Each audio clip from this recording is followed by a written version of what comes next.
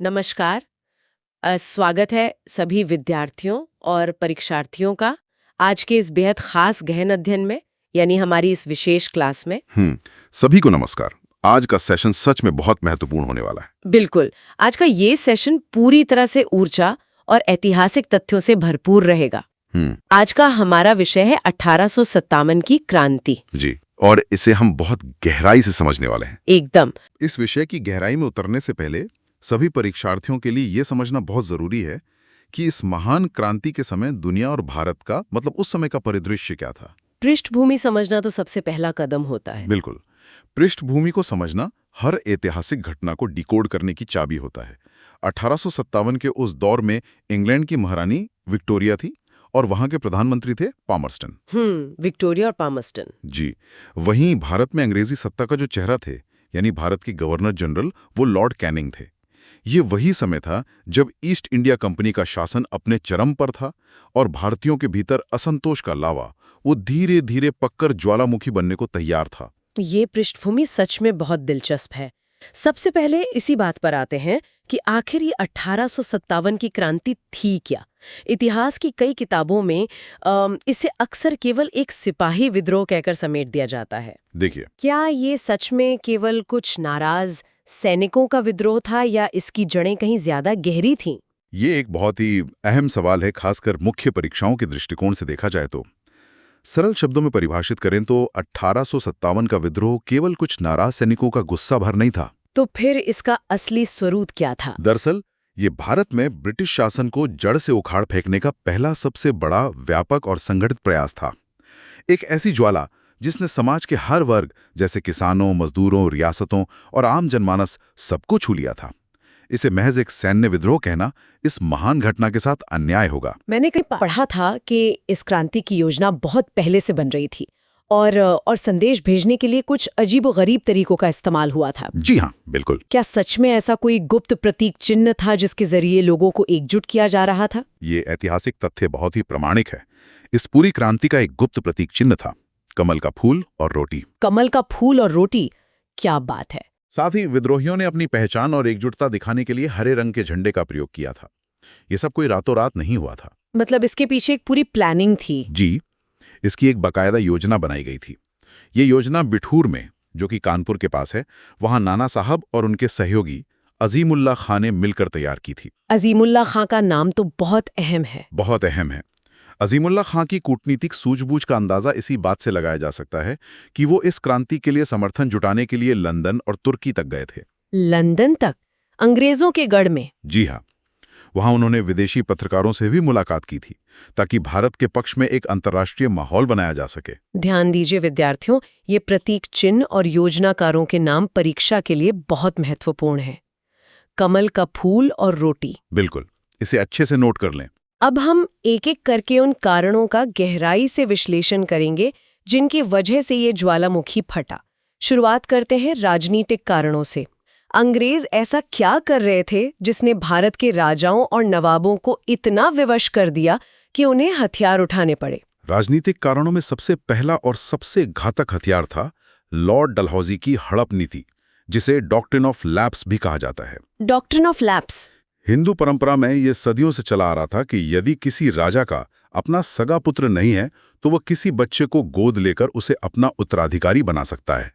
लेकिन डलहौजी ने नियम बना दिया कि गोद लिए हुए पुत्र को सत्ता का उत्तराधिकारी नहीं माना जाएगा। और इसी बहाने उन्होंने राज्यों को हड़पना शुरू कर दिया। बिल्कुल। इस क्रूर नीति के तहत सतारा, संबलपुर, झांसी और उदयपुर जैसे कई राज्यों को अंग्रेजों ने जबरन अपने साम्राज्य में मिला लिया। राजाओं को लगा कि उनकी सदियों पुरानी रियासतें एक झटके में छीनी जा रही हैं। ये तो सीधे तौर पर रियासतों को हड़पने की साजिश थी। लेकिन अवध के नवाब के साथ जो हुआ, वहां तो शायद ये हड़प नीति लागू नहीं होती थी। फिर अवध को कैसे निशाना बनाया गया? अवध की कहानी और भी ज्यादा दर्दनाक है। 1856 में अवध के नवाब वाजिद अली शाह पर अंग्रेजों ने ये मनगढ़ंत आरोप लगा दिया कि उनसे राजकाज ठीक से नहीं संभल रहा, यानी उन पर कुशासन का आरोप मढ़ दिया गया। सिर्फ एक आरोप लगाकर पूरा राज्य ले लिया? जी, इसी आधार पर अवध का विलय कर लिया गया और नवाब को उनके ही राज्य से निर्वासित करके कलकत्ता भेज दिया गया। अवध की जनता अपने नवाब से बहुत प्रेम करती थी, इसलिए इस घटना ने आम जनमानस में अंग्रेजों के प्रति गहरी नफरत पैदा कर दी। और जो पेशवा थे उनके साथ क्या हुआ? उनके साथ भी अन्याय हुआ। पेशवा बाजीराव द्वितीय के दत्तक पुत्र नाना साहब की पेंशन बंद कर दी गई और मुगल सम्राट बहादुर शाह जफर के जो नाम मात्र के अधिकार बचे थे वो भी खत्म कर दिए गए। उन्हें लाल किला खाली करने का आदेश दे दिया गया। शासक वर्ग का यह घोर अपमान क्रांति का एक बहुत बड़ा राजनीतिक कारण बना। शासक वर्ग की पीड़ा तो समझ आती है, लेकिन अगर आर्थिक कारणों की तरफ मुड़े तो अंग्रेजों ने आम जनता और किसानों का किस तरह से शोषण किया? क्योंकि कोई भी बड़ी ऐतिहासिक क्रांति बिना आम जनमानस के दर्द और भुखमरी के तो नहीं होती। अंग्रेजों की जो भू राजस्व नीतियां थीं, जैसे स्थायी बंदोबस्त, रैयतवाड़ी और महालवड़ी व्यवस्था, इनका एकमात्र उद्देश्य किसानों से ज्यादा टैक्स वसूलना था। मतलब किसानों को निचोड़ लेना। बिल्कुल। फसल हो या ना हो, किसानों को भारी लगान देना पड़ता था। किसानों का इस कदर शोषण हुआ कि उनकी कमर टूट गई और वे साहूकारों के कर्ज तले दब गए। और जो हमारे अपने उद्योग थे उनका क्या हुआ? उन्हें पूरी तरह तबाह कर दिया गया। भारत के जो सदियों पुराने कुटीर उद्योग थे, हथकरघा उद्योग थे, उन्हें नष्ट कर दिया गया। भारत से कपास और रेशम जैसा कच्चा माल बेहद सस्ते दामों पर इंग्लैंड भेजा जाता था और वहां की फैक्ट्रियों में बना महंगा कपड़ा और सामान वापस भारत लाकर बेचा जाता था, जिससे हमारे बुनकर बेरोजगार हो गए। एकदम सही। इस भयंकर आर्थिक लूट का परिणाम ये हुआ कि देश में बार बार अकाल पड़ने लगे और लाखों बेगुनाह लोग भुखमरी का शिकार हो गए। ये तो सच में रोंगटे खड़े कर देने वाला सच है। राजनीतिक और आर्थिक प्रहार के बाद सुनने में आता है कि अंग्रेजों ने भारतीयों के सामाजिक और धार्मिक मामलों में भी दखल देना शुरू कर दिया था। इसके पीछे क्या कारण थे और लोगों के मन में क्या डर बैठ गया था? अंग्रेजों के मन में एक गहरा नस्लीय भेदभाव था। वे खुद को श्रेष्ठ मानते थे और भारतीयों को असभ्य और नीचा समझते थे। सार्वजनिक स्थानों पर भारतीयों के साथ दुर्व्यवहार आम बात थे। ये तो सामाजिक अपमान हुआ। और धार्मिक मामले में? धार्मिक मामलों में एक बहुत बड़ा मोड़ तब आया जब 1850 में एक कानून लाया गया जिसे लेक्स लोकी कानून कहा गया। ये एक धार्मिक अयोग्यता अधिनियम था। लेक्स लोकी कानून, ये परीक्षा के लिए बहुत जरूरी है। इसमें क्या था? इसके अनुसार जो भी हिंदू ईसाई धर्म अपनाएगा उसे उसकी पैतृक संपत्ति से बेदखल नहीं किया जाएगा। इस कानून ने भारतीयों के मन में ये गहरा डर पैदा कर दिया कि अंग्रेज उन्हें लालच देकर या डराकर ईसाई बनाना चाहते हैं। उसी दौर में सती प्रथा का अंत और विधवा पुनर्विवाह जैसे कानून भी तो आए थे। क्या उन सुधारों को भी जनता ने नकारात्मक दृष्टि से देखा? देखिए, आज के आधुनिक दृष्टिकोण से सती प्रथा का अंत और विधवा पुनर्विवाह जैसे कदम समाज सुधार के लिए बहुत अच्छे और जरूरी थे। हाँ, बिल्कुल। लेकिन हमें उस समय के समाज की मानसिकता समझनी होगी। उस समय के रूढ़िवादी भारतीय समाज को लगा कि विदेशी ताकत जानबूझकर उनके धर्म, उनकी आस्था और उनकी सदियों पुरानी संस्कृति को नष्ट करने पर तुली हुई है। उन्हें लगा कि अंग्रेज उनके सामाजिक ताने बाने को तोड़ रहे हैं। ये समझना बहुत जरूरी है कि उस समय का समाज कैसे सोचता था। अब आते हैं उस वर्ग पर जिसने इस क्रांति के असल में शुरुआत की, यानी हमारे सैनिक। सेना के भीतर ऐसा क्या पक रहा था कि वर्दी पहनने वाले जवान बगावत पर उतर आए? सैनिक कारणों में सबसे बड़ा मुद्दा था अमानवीय भेदभाव। उस समय ब्रिटिश सेना में लगभग 2,38,000 भारतीय सैनिक थे, जबकि यूरोपीय सैनिक केवल 45,000 थे। मतलब भारतीय सैनिक बहुत ज्यादा थे। बहुत ज्यादा। संख्या में इतने अधिक होने और हर युद्ध में सबसे आगे रहने के बावजूद भारतीय सैनिकों को यूरोपीय सैनिकों के मुकाबले बहुत कम वेतन दिया जाता था। उनके प्रमोशन के रास्ते भी पूरी तरह बंद थे। कितनी भी बहादुरी दिखा लें, कोई फायदा नहीं। कोई फायदा नहीं। एक भारतीय सैनिक चाहे कितनी भी बहादुरी दिखाए, वो सूबेदार के पद से ऊपर नहीं जा सकता था। वेतन और प्रमोशन के अलावा भी कुछ नए कानून लाए गए थे जो सैनिकों के गले की हड्डी बन गए थे। उनके बारे में परीक्षा में अक्सर पूछा जाता है। जी, 1854 का डाकघर सुधार अधिनियम लाया गया, जिसने भारतीय सैनिकों की निःशुल्क डाक सेवा समाप्त कर दी। ये तो बहुत क्रूर कदम था। बिल्कुल। पहले सैनिक अपने घरों में बिना पैसे दिए चिट्ठियां भेज सकते थे, जो उनके लिए अपने परिवारों से जुड़े रहने का एकमात्र भावनात्मक साधन था। वो अधिकार छीन गया। फिर 1856 में कैनिंग सरकार ने सामान्य सेवा भर्ती अधिनियम पारित किया। इसके तहत क्या नियम था? इसके तहत सैनिकों के लिए समुद्र पार करके विदेश जाकर सेवा करना अनिवार्य कर दिया गया। उस समय हिंदू धर्म में समुद्र पार करने को काला पानी माना जाता था और इसे धर्म के खिलाफ समझा जाता था। इससे सैनिकों में ये भावना फैल गई कि अंग्रेज जानबूझकर उनका धर्म भ्रष्ट करना चाहते हैं। यहाँ कहानी सच में बहुत दिलचस्प हो जाती है।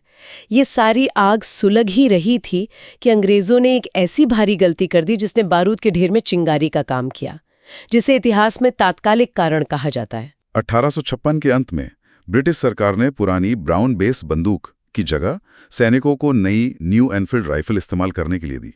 समस्या उस राइफल के काम करने के तरीके में थी। वो चर्बी वाले कारतूस की घटना। जी हाँ, इन राइफलों के कारतूसों को बंदूक में भरने से पहले दांतों से काटना पड़ता था।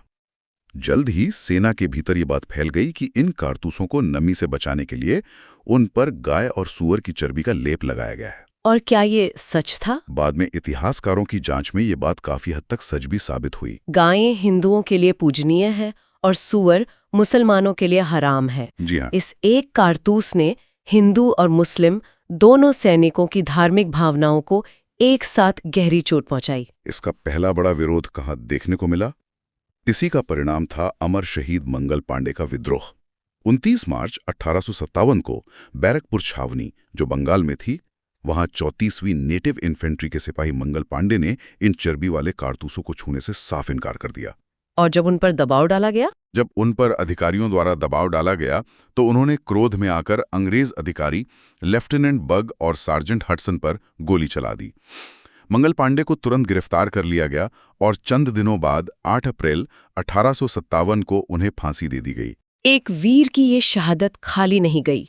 मंगल पांडे की फांसी ने बाकी सैनिकों के खून में उबाल ला दिया। इसके बाद ये चिंगारी ज्वाला बनकर कैसे भड़की? मंगल पांडे की फांसी की खबर जंगल की आग की तरफ फैल गई। 24 अप्रैल को मेरठ छावनी के कुछ सैनिकों ने भी कारतूस लेने से मना कर दिया। अंग्रेजों ने उन्हें नौकरी से निकालकर बेड़ियों में जकड़ दिया और 10-10 साल की कठोर सजा सुनाई। ये तो सैनिकों के लिए असहनीय रहा होगा। बिल्कुल। अपने साथियों का ये अपमान देखकर 10 मई 1857 को मेरठ के भारतीय सैनिकों ने खुला विद्रोह कर दिया। उन्होंने जेलें तोड़ दी, अपने साथियों को छुड़ाया, हथियार लूटे और उसी रात दिल्ली की तरफ कूच कर दिया। और 11 मई को वो दिल्ली पहुंच गए। 11 मई की सुबह दिल्ली पहुंचकर इन सैनिकों ने लाल किले पर अधिकार कर लिया और अंतिम मुगल सम्राट बहादुर शाह जफर को अपना नेता और पूरे भारत का सम्राट घोषित कर दिया। यहाँ कई सारे नाम और स्थान एक साथ जुड़ते हैं जो अक्सर परीक्षाओं में कंफ्यूजन पैदा करते हैं। तो विद्यार्थियों, आप अपने दिमाग में भारत का नक्शा सोचिए। चलिए इसे ऐसे डिकोड करते हैं कि ये हमेशा के लिए याद हो जाए। सबसे पहले बात करते हैं दिल्ली की। वहाँ कमान किसके हाथों में थी और अंग्रेजों ने इसे कैसे दबाया?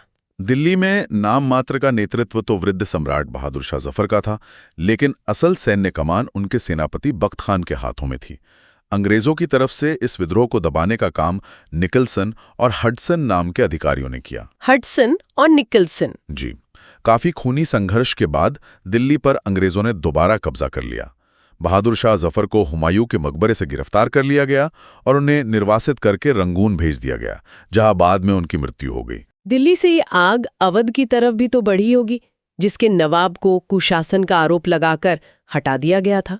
वहां की कमान किसने संभाली? उन्होंने अपने नाबालिग बेटे बिरजिस कादिर को नवाब घोषित कर दिया और आजादी की जंग शुरू कर दी। और यहाँ दमन किसने किया? यहाँ पर अंग्रेज अधिकारी कैम्बेल ने अपनी पूरी ताकत और गोरखा रेजिमेंट की मदद से विद्रोह का दमन किया। बेगम हजरत महल ने अंग्रेजों के सामने आत्मसमर्पण करने से इनकार कर दिया और वे गिरफ्तारी से बचने के लिए नेपाल की तरफ चली गईं। और कानपुर में क्या स्थिति थी, जहां नाना साहब की पेंशन बंद कर दी गई थी? कानपुर में कमान नाना साहब ने ही संभाली और उनके सबसे विश्वस्त और वीर सेनापति थे तात्या टोपे।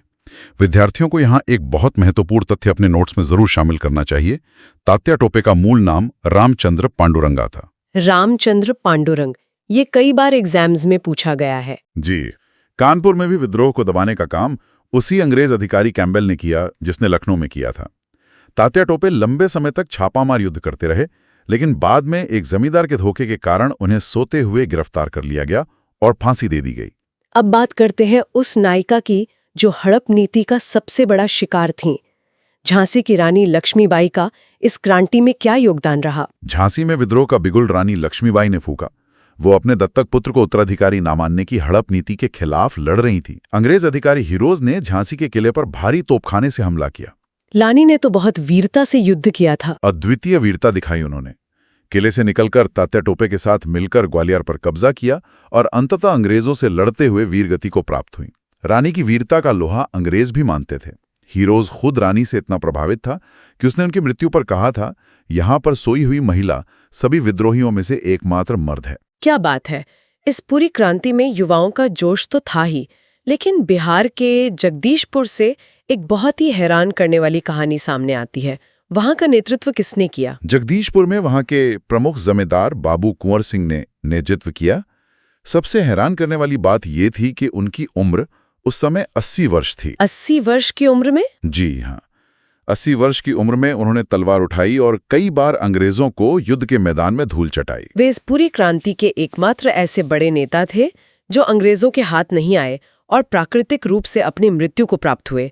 जगदीशपुर में विद्रोह का दमन विलियम टेलर और विंसेंट आयर नामक अंग्रेज अधिकारियों ने किया। इनके अलावा फैजाबाद और इलाहाबाद के केंद्र भी परीक्षाओं के दृष्टिकोण से बहुत महत्वपूर्ण है। वहां का क्या परिदृश्य था? फैजाबाद ने मौलवी अहमदुल्ला शाह ने नेतृत्व किया। इनकी सबसे खास बात यह थी कि इन्होंने अंग्रेजों के खिलाफ इस युद्ध को जिहाद का नाम दिया और इतनी बेहतरीन छापामार युद्ध पद्धति अपनाई कि अंग्रेजों ने उन्हें पकड़ने के लिए उस जमाने में 50,000 रुपए का इनाम रखा था। 50,000? उस जमाने में तो ये बहुत बड़ी रकम थी। बहुत बड़ी। कर्नल लील ने यहाँ के विद्रोह को दबाया। वहीं इलाहाबाद में मौलवी लियाकत अली ने कमान संभाली और वहां भी विद्रोह का दमन जनरल लील ने ही किया। इतनी वीरता, इतना त्याग और समाज के हर वर्ग का इतना व्यापक विद्रोह, तो फिर ये क्रांति सफल क्यों नहीं हो पाई? अंग्रेजों ने इसे वापस कैसे कुचल दिया? अगर हम इसे एक बड़े परिदृश्य से जोड़कर देखें तो इसके कुछ बहुत ही स्पष्ट और ऐतिहासिक कारण हैं। पहला था इसका सीमित स्वरूप। ये क्रांति मुख्य रूप से उत्तर और मध्य भारत तक ही सीमित रही। दक्षिण भारत, पंजाब और बंगाल का बड़ा हिस्सा इस पूरे घटनाक्रम से लगभग अछूता रहा। और दूसरा कारण? दूसरा सबसे बड़ा कारण था कुशल नेतृत्व और एक निश्चित राष्ट्रीय उद्देश्य का अभाव। हर कोई अपने व्यक्तिगत या क्षेत्रीय हितों के लिए लड़ रहा था। रानी लक्ष्मीबाई अपने राज्य के लिए, नाना साहेब अपनी पेंशन के लिए और अवध के सैनिक अपने छिने हुए रोजगार के लिए लड़ रहे थे। एक समग्र राष्ट्रीय भावना या अखंड भारत की सोच का उस समय तक जन्म नहीं हुआ था। कहा जाता है कि कुछ अपनों ने भी तो गद्दारी की थी, वरना तस्वीर कुछ और हो सकती थी। इतिहास का ये सबसे कड़वा सच है। उस समय भारत की ही कुछ बड़ी रियासतों ने विद्रोहियों की मदद करने के बजाय ब्रिटिश सरकार का पूरा समर्थन किया। ग्वालियर के सिंधिया, इंदौर के होलकर, हैदराबाद के निजाम और पटियाला के शासकों ने अंग्रेजों को सेना और संसाधन दोनों दिए। ये तो बहुत दुर्भाग्यपूर्ण था। इसके अलावा हथियारों और संचार का भारी अंतर था। क्रांति 31 मई को शुरू होनी थी, लेकिन गुस्से में 10 मई को ही शुरू हो गई, जिससे तालमेल बिगड़ गया। हमारे विद्रोहियों के पास पुरानी तलवारें और भाले थे, जबकि अंग्रेजों के पास आधुनिक तोपें, राइफलें और सबसे महत्वपूर्ण टेलीग्राफ सिस्टम था। इस तार व्यवस्था की वजह से अंग्रेज अधिकारी तुरंत एक जगह से दूसरी जगह संदेश और सेना भेज पाते थे। परीक्षाओं में अक्सर इतिहासकारों के महत्वपूर्ण कथनों और इस क्रांति पर लिखी गई पुस्तकों से सीधे प्रश्न आते हैं। विद्यार्थियों के नोट्स के लिए उन पर भी रोशनी डालना जरूरी है। हम किसी राजनीतिक बहस में नहीं पढ़ेंगे, बल्कि इसे सीधे परीक्षा के नजरिए से देखेंगे। बिल्कुल, हम इन विचारों को केवल अकादमिक दृष्टि से देख रहे हैं। विद्वानों के विचारों की बात करें तो वीडी सावरकर और अशोक मेहता ने इसे भारत का प्रथम स्वतंत्रता संग्राम कहा था। प्रथम स्वतंत्रता संग्राम? जी। वहीं अंग्रेज अधिकारी लॉरेंस और शीले का मानना था कि ये पूर्णतः सिपाही विद्रोह था। टी.आर. होम्स ने इसे बर्बरता और सभ्यता के बीच युद्ध करार दिया और आउटरम तथा टेलर जैसे अंग्रेज अधिकारियों ने इसे हिंदू मुस्लिम षड्यंत्र बताया।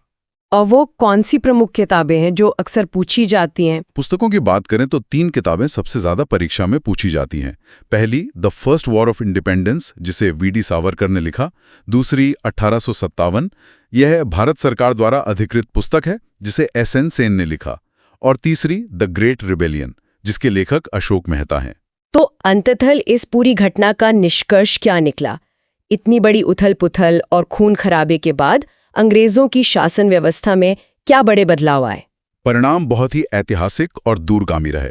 सबसे बड़ा बदलाव ये हुआ कि 1858 के भारत शासन अधिनियम के तहत ईस्ट इंडिया कंपनी का भारत पर से शासन हमेशा के लिए समाप्त कर दिया गया। मतलब कंपनी का राज खत्म? एकदम खत्म। भारत का पूरा प्रशासन अब सीधे ब्रिटिश क्राउन यानी ब्रिटेन की महारानी के हाथों में चला गया। गवर्नर जनरल का पदनाम बदलकर वायसराय कर दिया गया। वायसराय का अर्थ है क्राउन का सीधा प्रतिनिधि। इस प्रकार लॉर्ड कैनिंग भारत के अंतिम गवर्नर जनरल और भारत के पहले वायसराय बने। और वो हड़प नीति का क्या हुआ?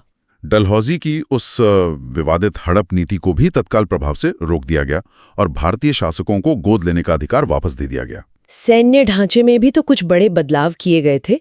मैंने पील आयोग के बारे में पढ़ा है। उसने क्या सिफारिशें की थीं? अंग्रेजों को बहुत गहरा डर बैठ गया था कि ऐसा सैनिक विद्रोह दोबारा हो सकता है। इसलिए सैन्य ढांचे का पुनर्गठन करने के लिए पील आयोग का गठन किया गया। इस आयोग की सिफारिश पर सेना में भारतीय सैनिकों की संख्या काफी घटा दी गई और यूरोपीय सैनिकों की संख्या बढ़ा दी गई। तोपखाने पूरी तरह से अंग्रेजों के नियंत्रण में कर दिए गए। उन्होंने सेना को बांटने का भी तो काम किया था। जी, सबसे खतरनाक काम जो अंग्रेजों ने किया वो था सेना के भीतर मनोवैज्ञानिक रूप से फूट डालो और राज करो की नीति अपनाना। उन्होंने भारतीय सेना को लड़ाकू और गैर लड़ाकू जातियों में बांट दिया। सेना को जाति, समुदाय और धर्म के आधार पर अलग अलग रेजिमेंटों में बांट दिया गया, जैसे सिख रेजिमेंट, गोरखा रेजिमेंट, ताकि अलग अलग जातियों के सैनिक भविष्य में कभी एकजुट होकर विद्रोह न कर सकें। बहुत ही शानदार और विस्तृत विश्लेषण। विद्यार्थियों, अब हम केवल 1 मिनट में इस पूरी घटना का त्वरित दोहराव कर लेते हैं ताकि सब कुछ अच्छे से याद रहे। कहानी शुरू हुई डलहौजी की हड़प नीति, किसानों के आर्थिक शोषण और सैनिकों के साथ होने वाले अमानवीय भेदभाव से। आग में घी डालने का काम किया एनफील्ड राइफल के चर्बी वाले कारतूसों ने। बैरकपुर में मंगल पांडे ने सबसे पहले शहादत दी और फिर 10 मई को मेरठ से क्रांति भड़क उठी जो दिल्ली तक पहुंची। सही कहा। दिल्ली में बहादुर शाह जफर, अवध में बेगम हजरत महल, झांसी में रानी लक्ष्मीबाई, कानपुर में तात्या टोपे और बिहार में 80 वर्षीय कुंवर सिंह जैसे नायकों ने मोर्चा संभाला। लेकिन एक निश्चित राष्ट्रीय उद्देश्य की कमी, कुछ भारतीय रियासतों की गद्दारी और अंग्रेजों के आधुनिक हथियारों के सामने ये क्रांति सैन्य रूप से असफल हो गई। अंततः ईस्ट इंडिया कंपनी का बोरिया बिस्तर गोल हो गया और भारत सीधे ब्रिटिश क्राउन के अधीन आ गया। एकदम सटीक सारांश। इतिहास केवल जीतने वालों का नहीं होता, इतिहास उनका भी होता है जो लड़ना सिखाते हैं और आगे की पीढ़ियों के लिए रास्ता बनाते हैं। तो सभी परीक्षार्थियों, मुझे पूरा विश्वास है कि आज का ये गहन अध्ययन आपके लिए बेहद उपयोगी साबित होगा और 1857 की क्रांति से जुड़ा हर कॉन्सेप्ट अब आपके दिमाग में बिल्कुल साफ हो गया होगा। इस जोश और आत्मविश्वास को बनाए रखिए। अपनी परीक्षाओं की तैयारी पूरी लगन और मेहनत से करते रहिए। सफलता जरूर आपके कदम चूमेगी। वीडियो पसंद आया हो तो लाइक और शेयर जरूर करें और चैनल पर नए हो तो एग्जाम प्लस को सब्सक्राइब जरूर करें। जय हिंद।